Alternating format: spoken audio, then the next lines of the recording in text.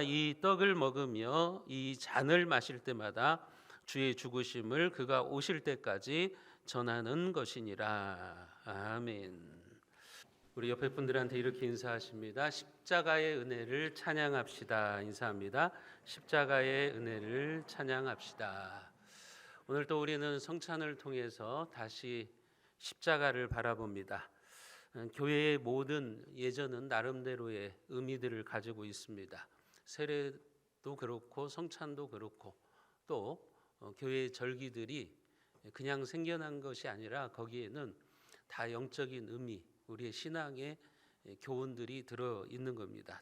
특히 성만찬은 우리에게 아주 강한 메시지를 주는 행위 설교라고 보시면 됩니다. 예수님의 죽으심과 그 결과로 우리가 얻게 되는 구원의 은혜, 예수님이 우리의 구원을 위해서 행하셨던 일들을 눈으로 보게 하는 거예요. 그래서 성찬식을 가르쳐서 눈으로 보는 설교, 눈으로 보는 말씀, 이렇게 이야기를 합니다. 여러분, 제가 여러분들에게 평상시에 하는 설교는 귀로 듣는 말씀이에요. 그것은 귀로 듣는 말씀이라고 한다면 이 성찬식은 눈으로 보는 말씀입니다. 종교개혁가들은 그래서 이 성찬을 아주 귀하게 여겼습니다. 우리가 왜 성찬을 거행해야 하느냐? 오늘 본문에 보면 주님의 죽으심을 기념하는 예식이라고 말씀을 하시죠. 고린도전서 11장 24절과 25절에 보시면 축사하시고 떼어 이르시되 이것은 너희를 위하는 내 몸이니 이것을 행하여 나를 기념하라 하시고 식후에 또한 그와 같이 잔을 가지고 이르시되 이 잔은 내 피로 세운 새 언약이니 이것을 행하여 마실 때마다 나를 기념하라 하셨으니 떡을 떼시면서 주님이 뭐라고 말씀하셨냐면 이것은 너희를 위하는 내 몸이다. 주님의 몸이라고 말씀을 하셨어요. 그리고 잔을 가지고 이르시되 이 잔은 내 피로 세운 새 언약이다. 주님의 피라고 이야기를 하십니다. 이것을 행하여서, 그러니까 우리가 성찬을 행하면서 주님을 기억하라고 하는 겁니다. 성찬식에서 떡을 떼는 것은 그리스도의 몸이 우리를 위해서 찢어졌음을 보여주고 있는 겁니다. 여기 떡을 뗀다, 24절에 뗀다는 말은 뜯는다는 의미를 가지고 있습니다. 주님의 몸이 우리의 죄를 위해서 찢기셨다는 거죠. 실제로 예수님께서는 골고다의 십자가로 가시면서 채찍을 맞으셨어요. 그 채찍에 의해서 살이 찢겨지셨습니다. 그 채찍은 그냥 채찍이 아니에요. 거기에는 날카로운 납덩이, 동물의 뼈 같은 것들이 붙어 있기 때문에 한번 채찍을 내려치면 이제 살점이 떨어져 나와요. 예수님이 채찍에 맞으면서 살이 찢기셨어요. 예수님은 머리에 가시면류관을 쓰시면서 살이 찢겨지셨습니다. 예수님은 십자가에 손과 발에 못을 박히면서 그 살이 찢어지셨습니다.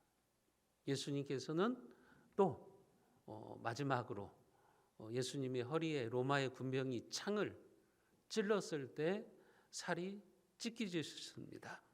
여러분, 이 떡을 뗀다는 것은 우리가 그것을 기념한다고 하는 거죠. 주님의 몸이 우리를 위해서 찢어졌다. 그것을 말을 하고 있는 겁니다. 그래서 초대교회 때는 지금도 그렇게 하는 경우들이 있는데 성찬식을 행할 때 지금처럼 떡을 예쁘게, 이 빵을 예쁘게 썰어 놓는 게 아니에요. 그냥 찢는 거예요. 큰 빵을 가지고 성도들이 앞으로 나와서 뜯어 먹어요. 찢어요. 그것은 이제 주님의 몸이 우리를 위해서 찢겨졌다는 겁니다. 우리가 그렇게 주님의 십자가의 은혜로 하나 되었다, 구원받았다는 사실을 이렇게 행위로 드러내기 위해서 그 빵을 찢어 먹었던 거예요. 그러면서 예수님의 그 몸을 생각했던 거죠. 지금도 보면 그냥 그 빵을 찢어 가지고 이렇게 함께 성찬을 나누는 그런 교회들도 있습니다. 그렇기 때문에 우리는 떡을 뜰 때마다 무엇을 생각해야 됩니까?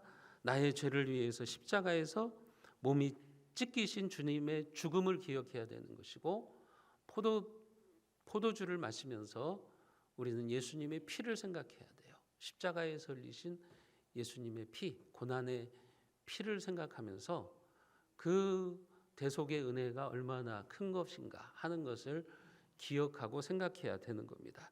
그래서 오늘 고린도전서 11장 24절과 25절에 보면 나를 기념하라 이 말이 반복되고 있죠. 24절에 보시면 축사하고 떼어 이르시되 이것은 너희를 위하는 내 몸이니 이것을 행하여 나를 기념하라 하시고, 25절에도 보면 잔을 가지시고 말씀하시죠. 이것을 행하여 마실 때마다 나를 기념하라 하셨으니.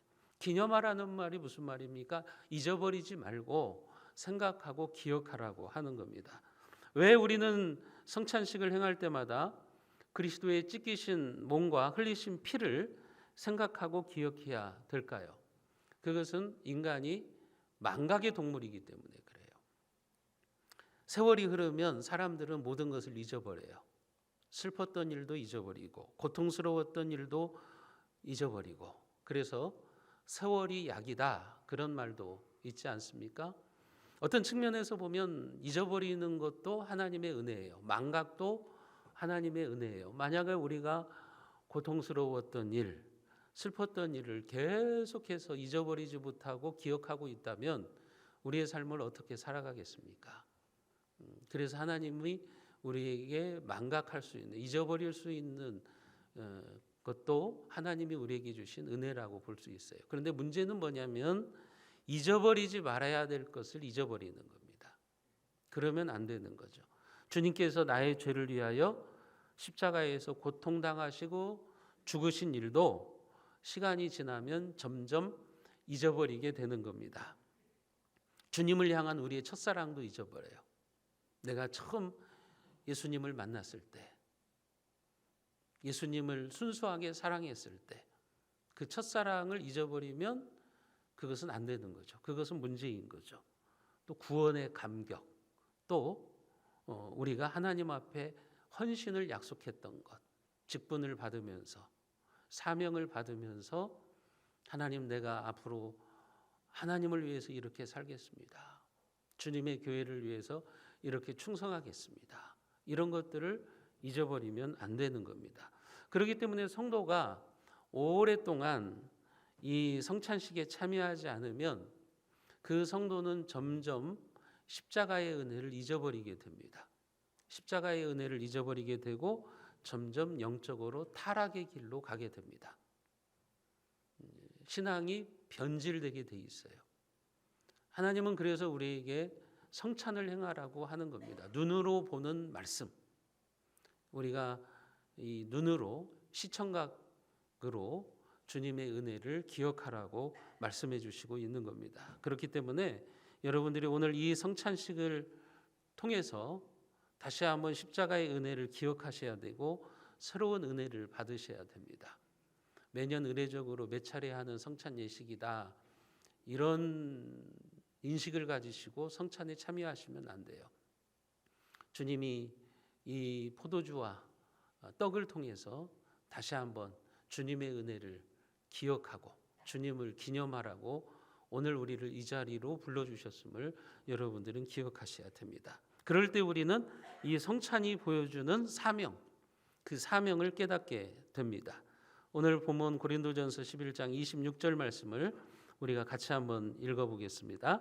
너희가 이 떡을 먹으며 이 잔을 마실 때마다 주의 죽으심을 그가 오실 때까지 전하는 것이니라. 우리는 성찬식을 거행하면서 사명을 발견해야 됩니다. 그것이 뭔가 하면 그 주님의 십자가를 주님이 다시 오실 때까지 전하는 것입니다. 증거의 삶을 살아가는 겁니다. 복음 전파의 삶을 살아가는 것입니다.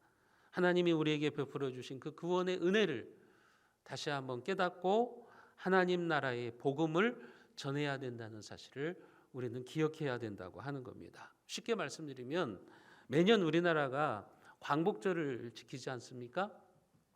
광복절을 지키면서 우리가 나라를 잃어버렸을 때를 그 아픔과 고통을 생각하는 것이고 다시 나라를 찾았을 때의 기쁨을 우리가 누리는 거예요.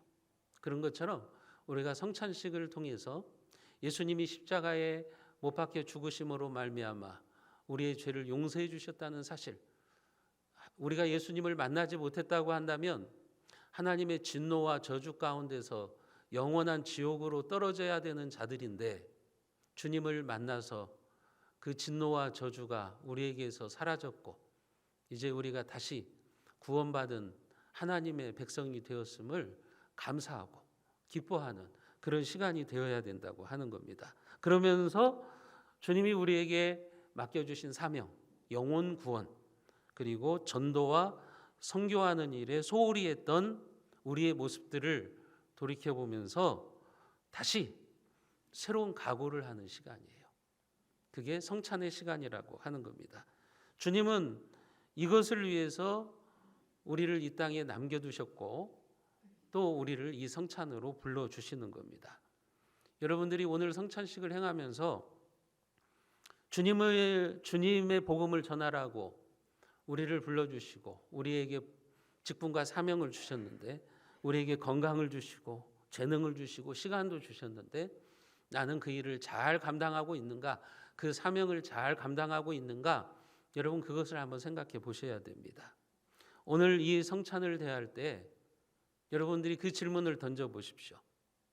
나의 건강과 시간 그리고 재능과 재물이 얼마나 하나님 나라의 복음 전파를 위해서 사용되어지고 있는가 하는 것을 살펴보시라고 하는 겁니다. 코로나를 핑계로 대면서 내 신앙이 얼마나 게을러졌는가, 주님의 십자가의 은혜를 망각하고 살아가는 우리의 모습을 발견해야 되는 것입니다. 이 성찬의 그 성례전의 이 단어, 영어로 세크라멘트라고 하는데 이 세크라멘트라고 하는 단어가 라틴어 세크라멘툼이라는 말에서 나왔어요. 그런데 이 세크라멘툼이라고 하는 말이 무슨 말이냐면 이것은 그런 의미를 가지고 있어요. 군인들이 자기 나라의 왕 앞에서 피로 충성을 서약하고 맹세하는 의식이에요. 그게 세크라멘툼이에요. 그 단어를 지금 성찬의 단어로 기독교에서는 사용하고 있는 겁니다. 군인들이 자기의 군주를 위해서 내가 목숨을 버리겠습니다 하면서 피로 서약하는 거예요. 그 왕 앞에서 피로 서약하고 충성을 맹세하는 의식, 그게 바로 세크라멘툼입니다. 여러분 우리는 그렇기 때문에 성찬을 통해서 뭘 생각하셔야 됩니까? 나의 왕이신, 우리의 영원한 왕이신 주님 앞에 나는 무엇을 충성하고 있는가? 나는 하나님 앞에 했던 약속들을 잘 지키고 있는가? 그런 것들을 점검해 보셔야 됩니다. 그게 바로 세크라멘툼입니다. 하나님 앞에 우리가 피로 구원받았지 않습니까? 그렇다면 나는 그 십자가의 피 앞에서 얼마나 충성하면서 하나님 나라 복음 전파를 위해서 살아가고 있는가 하는 것을 우리가 돌아보는 시간이 되어야 된다고 하는 거죠. 사랑하는 성도 여러분, 이 시간 우리가 성찬을 받게 됩니다. 주님의 살과 피를 받는다는 심정으로 여러분들이 성찬에 임하셔야 됩니다. 그리고 주님이 다시 오실 때까지 나는 그 주님의 죽으심을 전하는 자가 되겠다고 하는 결단을 하셔야 됩니다. 우리의 나태하고 게을러진 신앙생활을 돌이키면서 회개하는 시간이 되셔야 됩니다. 코로나를 핑계로 나태해진 신앙생활을 돌아보셔야 돼요. 내가 하나님 앞에서 악하고 게으른 종이 된 것은 아닌가. 할 수 있는데도 불구하고 코로나를 핑계를 대는 거죠.